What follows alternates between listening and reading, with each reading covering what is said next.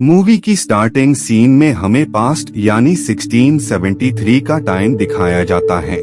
Mexico में हम एक परिवार को देखते हैं। उस फैमिली में दोनों बच्चे अपनी मॉम को एक लॉकेट देते हैं। उनकी मॉम अपने बच्चों से ये प्रॉमिस करती है कि वो इस लॉकेट को कभी भी अपने से दूर नहीं होने देगी। अगले ही पल हम देखते हैं कि उस बच्चे के आसपास कोई भी नहीं होता है और वो बच्चा अपनी मॉम की सर्च करते हुए फॉरेस्ट में आ जाता है, जहां वो देखता है कि उसकी मॉम ने उसके भाई को पानी में डुबोकर मार दिया है। ये देखकर वो वहां से भागने लगता है, लेकिन उसकी मॉम उसे भी पकड़ लेती है। इसके बाद ये सीन यहीं पर कट जाता है और अब हमें प्रेजेंट यानी 1973 का टाइम दिखाया जाता है। हम एक वुमेन को देखते हैं जिसका नाम एना होता है। एना अपने दो बच्चों के साथ ही रहती थीं, जिनका नाम क्रिस और समांथा होता है।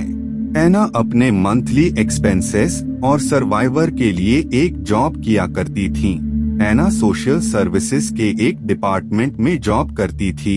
इस डिपार्टमेंट का वर्क ये होता है कि क्या मॉम डैड अपने बच्चों की सही से केयर कर रहे हैं या नहीं, या फिर वो पेरेंट्स अपने बच्चों पर फिजिकल या मेंटल टॉर्चर कर रहे हैं।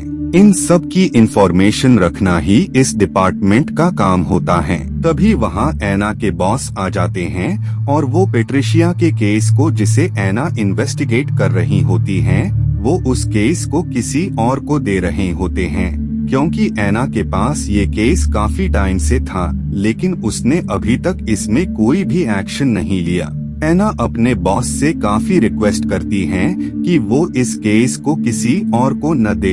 एना के काफी रिक्वेस्ट करने के बाद बॉस पेट्रिशिया के केस की रिस्पॉन्सिबिलिटी वापस से उसे सौंप देते हैं। जिसके बाद हम एना को देखते हैं जो कि पेट्रिशिया के घर पर आई होती है। पेट्रिशिया एना से कहती है कि घर में उसके अलावा कोई भी दाखिल नहीं हो सकता है, जिस वजह से एना के साथ जो ऑफिसर होता है वो बाहर ही रुकता है और एना घर में एंटर हो जाती है। एना को पेट्रिशिया के घर पर कहीं भी बच्चे नजर नहीं आ रहे होते हैं, इसीलिए जब वो पेट्रिशिया से इस बारे में पूछती हैं, तो पेट्रिशिया उसे बताती है कि बच्चे बिल्कुल सेफ प्लेस पर हैं, तुम्हें चिंता करने की बिल्कुल भी जरूरत नहीं है। तभी एना को वहाँ एक डोर नजर आता है जिस पर आइस के काफी अजीब पेंटिंग होती हैं, और जब एना उस डोर को ओपन करने की कोशिश करने लगती है तो पेट्रिशिया उस पर अटैक कर देती है, क्योंकि पेट्रिशिया बिल्कुल भी ये नहीं चाहती थी कि कोई उस डोर को ओपन करे। तभी पेट्रिशिया को वही ऑफिसर पकड़ लेता है जो कि एना के साथ यहाँ पर आया होता है। वो ऑफिसर पेट्रिशिया को एना से दूर करता है, लेकिन उसी दौरान एना पेट्रिशिया से उस डोर की हासिल करने में कामयाब हो जाती है, और जब एना उस डोर को ओपन करती है तो उसे उसमें पेट्रिशिया के बच्चे मिल जाते हैं जो कि काफी डरे और सहमे होते हैं। वो बच्चे एना से डोर को लॉक करने का कहते हैं और वो उसे बताते हैं कि अगर उसने ऐसा नहीं किया तो ला लारोना उन दोनों को मार देगी। लेकिन एना उन दोनों की बात पर ज्यादा ध्यान नहीं देती है और वो उन दोनों को उसी डिपार्टमेंट को सौंप देती है जिसमें वो खुद भी जॉब किया करती थी। एना उन दोनों के हाथ को देखती है जिसमें जलने का निशान होता है। खैर एना इस बात को इग्नोर कर अपने घर पर आ जाती है। नाइट में हम उन दोनों को देखते हैं जिन्हें ला लरोना पानी में डुबोकर मार देती है। इधर जब एना को इस बारे में पता लगता है तो उसे इस बात पर बिलीव ही नहीं होता है, जिसके बाद एना अपने बच्चों के साथ वहाँ पर आ जाती हैं। वो उनसे कहती है कि कार से बाहर बिल्कुल भी मत उतरना। इतना कहते ही एना डेड बॉडीज के पास आ जाती हैं। वहाँ पर पेट्रिशिया एना पर ये ब्लेम डाल रही होती हैं कि अगर एना ने उसके बच्चों को वहाँ से न निकाला होता तो आज उसके बच्चे अलाइव होते। सिर्फ एक रात की ही बात थी, क्योंकि उसके बाद कभी भी ला लरोना उसके बच्चों को नहीं मार पाती। एना को कुछ भी समझ नहीं आ रहा होता है कि पेट्रिशिया किसके बारे में बात कर रही है और ये ला लरोना कौन है। इधर हम एना के बच्चों को देखते हैं। तभी क्रिस को एक अजीब सी नॉइज आती है, जिस वजह से वो कार से बाहर आकर उस आवाज का पीछा करने लगता है। तभी क्रिस को वहां पर एक लेडी दिखाई देती है जिसने व्हाइट गाउन पहना होता है और यही वीपिंग विमेन यानी ला लारोना होती हैं। तभी वो विमेन क्रिस का हाथ पकड़ लेती हैं, जिस वजह से उसका हाथ भी जलने लगता है। लेकिन क्रिस किसी तरह से वहां से निकलकर कार में आ जाता है। लेकिन तभी वहां ला लरोना भी आ जाती हैं, जो कि कार के अंदर दाखिल होने की कोशिश कर रही होती हैं। लेकिन क्रिस ने पहले ही कार को पूरी तरह से लॉक कर लिया होता है, जिस वजह से वो कार के अंदर नहीं आ पाती हैं। तभी वहां एना आ जाती हैं और वो सब वहां से निकल जाते हैं। नेक्स्ट डे एना चर्च के फादर के पास जाती हैं और वो उनसे ला लरोना के बारे में पूछती हैं। इधर घर पर हम समांथा को देखते हैं, जो कि अम्ब्रेला के साथ खेल रही होती हैं। लेकिन तभी वहां ला लरोना आ जाती हैं, जो कि उसके हाथ पर भी क्रिस जैसा ही निशान दे देती हैं। बाद में जब एना घर पर आती हैं, तो उसे समांथा के हाथ पर वैसे ही निशान दिखाई देते हैं जैसे कि पेट्रिशिया के बच्चों के हाथ पर होते हैं। नाइट में हम एना को देखते हैं, जिसके घर पर एक ऑफिसर आया होता है। वो एना को बताता है कि प्रूफ तो ये कह रहे हैं कि पेट्रिशिया ने अपने बच्चों को नहीं मारा है, क्योंकि उस रात पेट्रिशिया चर्च में थी। वो ऑफिसर एना को पेट्रिशिया के केस की फाइल देकर वहां से निकल जाते हैं। बाद में जब एना उस केस की फाइल को देख रही होती हैं, तभी उसे ये फील होता है कि घर में कोई चल रहा है। और जब वो देखती है तो वो असल में क्रिस होता है। लेकिन तभी सडनली मेन डोर ओपन हो जाता है और कोई अदृश्य ताकत घर में एंटर हो जाती है।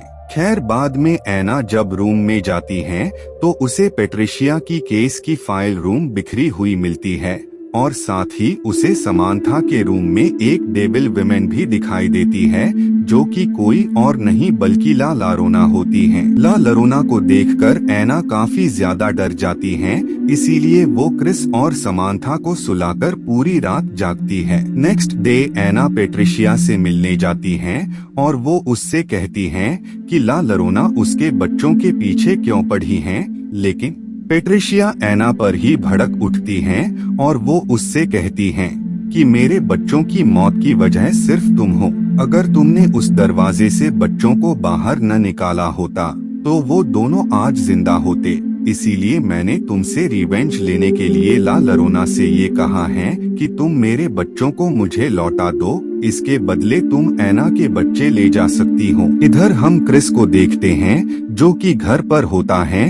तभी वहां पर ला लारोना आ जाती हैं, जिसे देखकर क्रिस काफी ज्यादा डर जाता है और वो सीढ़ियों से गिरकर काफी बुरी तरह इंजर्ड हो जाता है। नेक्स्ट सीन में हम क्रिस को हॉस्पिटल में देखते हैं, जहां पर एना भी मौजूद होती हैं। क्रिस के हाथ पर वैसे ही जलने के निशान होते हैं जैसे पेट्रिशिया के बच्चों के हाथ पर होते हैं। जिसके बाद ये सब घर पर आ जाते हैं। समांथा बाथटब में होती हैं। तभी ला लारोना समांथा को पानी में डुबोकर मारने की कोशिश कर रही होती हैं, लेकिन एना वहां आकर उसे बचा लेती हैं। लेकिन तभी ला लारोना एना के हाथ पर भी जलने का निशान दे देती हैं। इस बात से ये सब काफी डर जाते हैं, इसीलिए वो हेल्प मांगने चर्च के फादर के पास आ जाते हैं। फादर उन लोगों की बात सुनकर एना को रफेल के पास जाने को कहते हैं।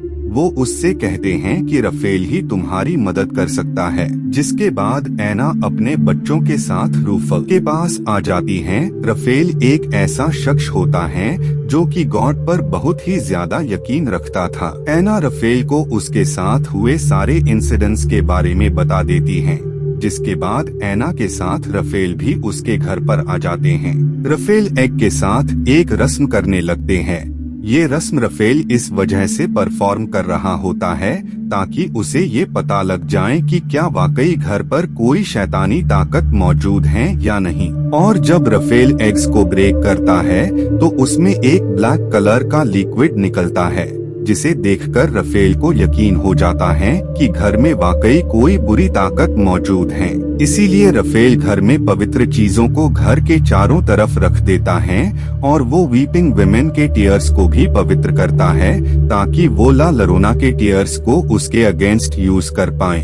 नाइट में रफेल एना और उसके बच्चों को एक साथ बैठाकर चारों तरफ कैंडल लगा देता है, लेकिन तभी काफी तेज हवा की वजह से सारी कैंडल्स बुझ जाती हैं और ला लोरेना एना पर अटैक कर देती है और साथ ही वो क्रिस को भी मारने वाली होती हैं। लेकिन तभी रफेल ला लोरेना के टीयर्स को, जिसे उसने पवित्र किया होता है, उसे वो उसके अगेंस्ट यूज करता है, जिससे वो डीमन घर के बाहर आ जाती हैं। तभी रफेल पवित्र बीजों को डोर पर फैला देता है ताकि ला लोरेना घर में एंटर न होने पाए, जिस वजह से ला लोरेना घर के पीछे वाले डोर से एंटर होने लगती हैं, जिस डोर को एना और रफेल रोकने लगते हैं। ये देखकर ला लोरेना को काफी गुस्सा आता है, इसीलिए वो समांथा के टॉय के जरिए उन सीड्स को वहाँ से हटाकर खुद घर में एंटर होना चाहती थी और ऐसा करने में वो कामयाब हो जाती हैं, जिसके बाद वो समांथा को वहाँ से ले जाती हैं और वो उसे पानी में डुबोकर मारने की कोशिश करने लगती हैं। लेकिन तभी वहाँ एना भी आ जाती हैं, जो कि पूल के अंदर अपनी बच्ची को बचाने के लिए कूद जाती हैं। लेकिन ला लोरेना एना को भी डुबोकर मारने वाली होती हैं। तभी रफेल पूल में पवित्र बीजों को डाल देता है, जिस वजह से ला लोरेना को वहाँ से जाना पड़ता है। एना के हाथ में एक लॉकेट होता है जो कि ला लोरेना का होता है। रफेल एना को बताता है कि समांथा ला लोरेना के कंट्रोल में है, इसीलिए एना अपने दोनों बच्चों को एक अलमीरा में छिपा देती है।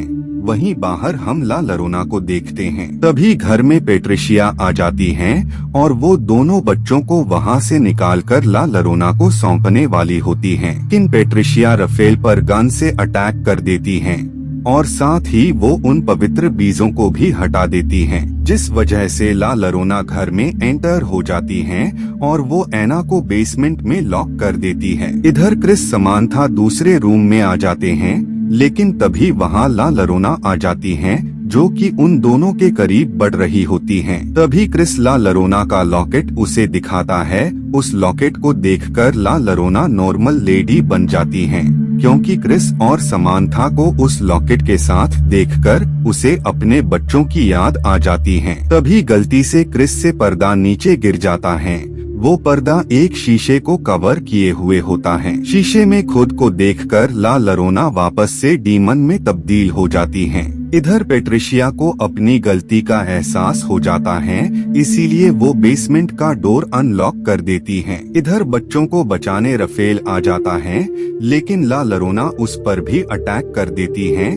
तभी वहाँ एना आ जाती हैं, जिस वजह से बच्चे एना के पास आ जाते हैं। अब ला लोरेना काफी गुस्से में होती हैं और वो उनकी तरफ आहिस्ता आहिस्ता बढ़ रही होती हैं। तभी रफेल एना को क्रॉस देता है, जिस क्रूस को एना ला लोरेना पर मार देती है, जिस वजह से ला लोरेना खत्म हो जाती हैं और इसी के साथ ये मूवी यहीं पर एंड हो जाती है। Thank you so much for watching.